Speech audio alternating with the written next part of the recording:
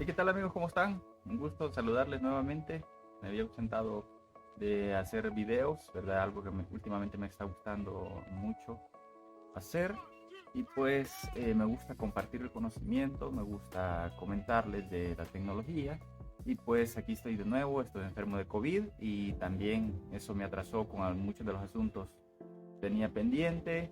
Al mismo tiempo que he estado trabajando en proyectos, gracias a Dios, bueno, tengo mi empleo formal, pero en mis tiempos libres, fines de semana, estoy trabajando con proyectos de forma independiente y gracias a Dios están saliendo proyectos, estamos sirviendo con el conocimiento y con las soluciones a las personas y negocios que lo necesitan. Así que muy pronto les voy a dar a conocer detalles sobre lo que estamos haciendo, el sitio web a donde ustedes podrán buscar más información, sistemas de telecomunicación, enlaces inalámbricos, redes Ethernet, de cable, cobre como también inalámbrico, y también soluciones de videovigilancia, cámaras de video y distintas aplicaciones de Internet de las cosas. Así que vamos a estar haciendo videos informando, dándoles a conocer sobre las diferentes soluciones que podemos ofrecerles. Así que en el video de ahora quiero hablar sobre un tema que creo que vale la pena mencionar, sobre las bandas libres en El Salvador, las bandas de radiofrecuencia libres en El Salvador, cuáles son, cómo las podemos aprovechar.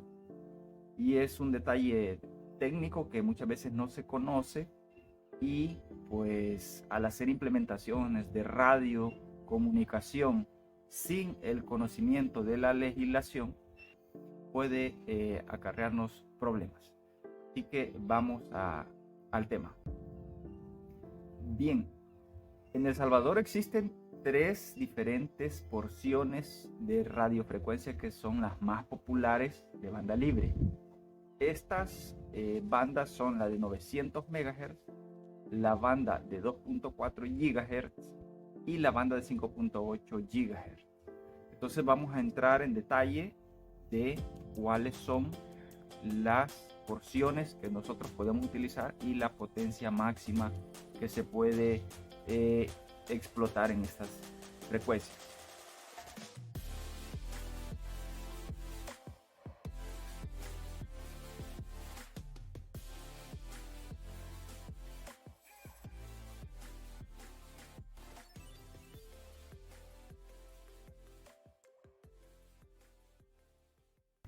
Bien, la banda de 900 MHz se compone en El Salvador desde 912 MHz hacia los 928 MHz.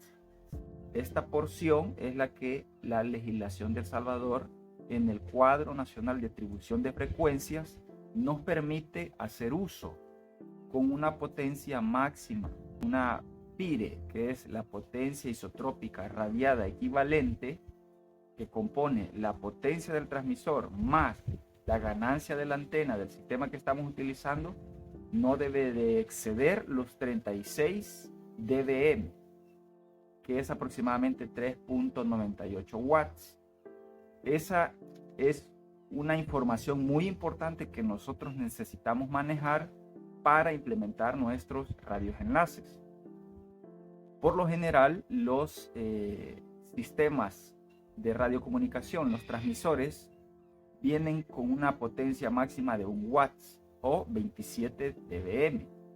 De igual manera, hay diferentes sistemas que tienen antenas de hasta 32 dBi, y lo cual si nosotros instalamos una antena de esa ganancia con transmisores de 27 dBi, estamos excediendo en sobremanera la cantidad de potencia irradiada permitida por la legislación en El Salvador. Entonces, recordemos que 36 dBm es la cantidad máxima de potencia irradiada, también conocida en inglés como EIRP, que nosotros debemos manejar en nuestro sistema. Si utilizamos antenas de mayor ganancia, así debemos de ajustar la potencia del transmisor que vayamos a utilizar.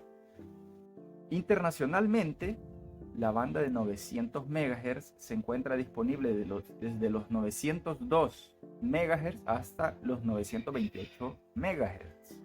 Entonces, estos 26 MHz vienen por defecto disponibles en la mayoría de radios de banda libre en 900 MHz. Nosotros debemos de tener el cuidado de que a la hora de implementar un sistema de radiocomunicación en 900 MHz en El Salvador, no debemos de exceder los 36 dBm de potencia y también las bandas para operar desde los 912 MHz hacia los 928. 10 MHz de los 902 a los 912 no deben de utilizarse. Al mismo tiempo, debemos de notificar al regulador cuáles son el punto A y el punto B donde nosotros vamos a estar operando. Yo les voy a dejar la información del cuadro nacional de atribución de frecuencias para las 3 bandas y también les voy a dejar el formulario que se debe de completar para notificar a la CIGED sobre el uso de esta frecuencia.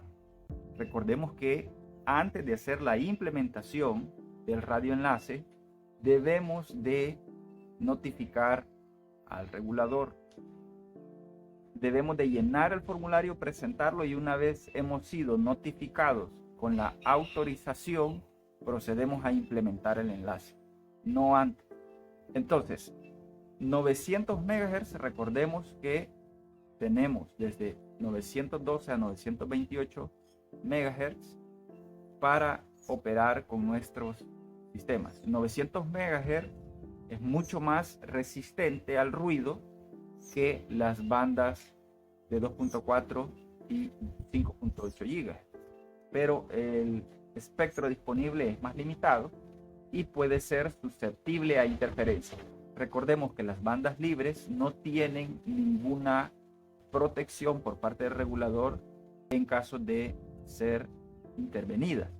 Así que lo que debemos hacer nosotros es con un analizador de espectro. Muchos de los radios que se implementan, entre ellos la marca que nosotros estamos utilizando, Ubiquiti, tiene una herramienta de analizador de espectro que nos permite identificar cuál es el canal más limpio. Así es que nosotros debemos de analizar en primer lugar la porción del espectro donde nosotros vamos a operar. La siguiente frecuencia que es comúnmente utilizada en todo el mundo, también en El Salvador, es la frecuencia de los 2.4 GHz. Esta se compone desde los 2400 MHz hasta los 2483.5 MHz. Entonces tenemos 83 MHz de ancho de banda. Es una porción bastante grande y debemos de saberla utilizar. Wi-Fi, el protocolo IEEE 802.11 opera en esta banda, al igual que en la banda de los 5.8 GHz, pero la más comúnmente utilizada es la de 2.4 GHz. Entonces debemos de tener en cuenta que las implementaciones que vayamos a hacer utilicen una porción del espectro que no esté siendo utilizada para no tener problemas de ruido. Aquí hay mucho que hablar sobre la parte de la colocación de los sistemas de radio, porque hay una relación de señal a ruido que depende mucho del tamaño del canal que nosotros vayamos a utilizar. Si nosotros queremos utilizar los 80 MHz en esa banda, a menos que sea una zona sumamente rural, inhóspita, van a encontrar limpio el canal de los 80 MHz en 2.4 GHz para ser explotados. Muy pocas ocasiones se van a encontrar en ese escenario y lo mejor es que lo mejor que podemos hacer es nosotros ajustar el tamaño del canal a nuestra necesidad. En los radios Ubiquiti nosotros podemos ajustar el tamaño de canal entre 80, 40, 20 y 10 MHz. Y tiene una relación directa a la cantidad de datos o el throughput que nosotros podemos obtener para realizar el enlace. Entonces, si nosotros necesitamos una alta confiabilidad, la recomendación es operar en canales de 10 MHz y al mismo tiempo buscar con la herramienta de analizador de espectro que pueda tener su radio o con su analizador de espectro de su preferencia, la porción que esté más limpia y setear de manera fija la operación del radioenlace. Por lo general se deja la operación en modo automático. Si por alguna razón se apaga el radio, empieza a hacer el escaneo y se puede colocar en una banda que es desfavorable para el enlace o la distancia que nosotros estamos realizando. Recordemos que mientras más baja es la frecuencia, es mucho más resistente a el ruido y las interferencias. Entonces, 2.4 GHz tenemos desde 2400 MHz hasta 2483.5 MHz, de igual manera con 36 dBm de el PIRE o el EIRP, que es la potencia, como decía, potencia isotrópica irradiada equivalente. La tercera frecuencia más utilizada en banda libre en El Salvador y en todo el mundo es la de 5.8 GHz. Esta banda opera desde los 5725 MHz hasta los 5850 MHz. Entonces tenemos una porción bastante grande, tenemos aproximadamente 100 MHz para nuestra libre explotación, recordando no exceder la potencia límite. Entonces, en esta banda es muy común que se utilicen los productos de alta velocidad, entre ellos de, marca MikroTik, marca Ubiquiti y marcas para enlaces de backhaul, que ya son marcas muchísimo más robustas. Nos permite explotar canales de hasta 80 MHz. La recomendación es, al igual que la banda de 2.4 GHz, utilizar canales que estén acorde a nuestra necesidad. Si su implementación del radio va a ser en una zona donde el espectro está muy limpio y ustedes necesitan tener por lo menos 100 megabits de ancho de banda, yo creería que un canal de 20 MHz lo pueden utilizar sin problema. 40 MHz ya es dependiendo de la distancia, el desempeño que puede tener ese canal, y un 80 MHz por lo general en aplicaciones muy extremas de punto multipunto podría tener un desempeño y una distancia muy corta. Por lo general en 10 MHz en la banda de 5.8 GHz tiene un muy buen desempeño, y yo recomendaría analizar en primer lugar el uso de la frecuencia en el lugar donde van a realizar la implementación del enlace para definir la colocación de el radio. Por lo tanto, ustedes pueden buscar la colocación en la banda más baja, es decir, en 5745, por ejemplo, y ustedes tendrían un margen para lo que sería respetar la legislación o la regulación de cada país. Los radios de Ubiquiti permiten operar desde 5200 MHz. Permiten operar desde muy abajo en la banda de 5 GHz, lo cual nosotros debemos de poner mucha atención a restringir las bandas que no están permitidas y al mismo tiempo definir la frecuencia central de operación de nuestro radioenlace. Recordemos que el Speed Spectrum es la tecnología que nos permite explotar esta banda y empieza a hacer saltos y la operación en todos los canales de esta banda. Por lo tanto, nosotros debemos de restringir las bandas que no tienen autorización de operar en El Salvador, en nuestro caso particular. Así que ya lo saben, estas son las 3 frecuencias que comúnmente se utilizan en El Salvador para realizar radioenlaces en la banda libre. Tenemos 80 MHz en la de 2.4, casi 100 MHz en la de 5.8 y tenemos aproximadamente 10-15 MHz en la de 900 MHz.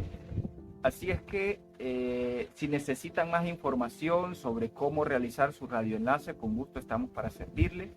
Estamos siempre a la disposición de brindar asesoría y la venta, suministro, instalación de radioenlaces digitales para aplicaciones en Ethernet. En mi próximo video voy a estar hablando sobre la simulación de radioenlaces con herramientas de uso libre. Existen diferentes herramientas muy potentes las cuales he tenido la oportunidad de utilizar en la práctica y tienen una muy buena exactitud a la hora de realizar la implementación en campo. Es decir, que los valores que la simulación nos arroja para el enlace que deseamos realizar son muy cercanos a lo que en realidad nos encontramos en campo. Así que no se pierdan en el próximo video. Vamos a estar hablando de las herramientas para simular radioenlaces y cómo poderlos utilizar. Así que muchas gracias por su atención y nos vemos en el próximo video. Hasta luego.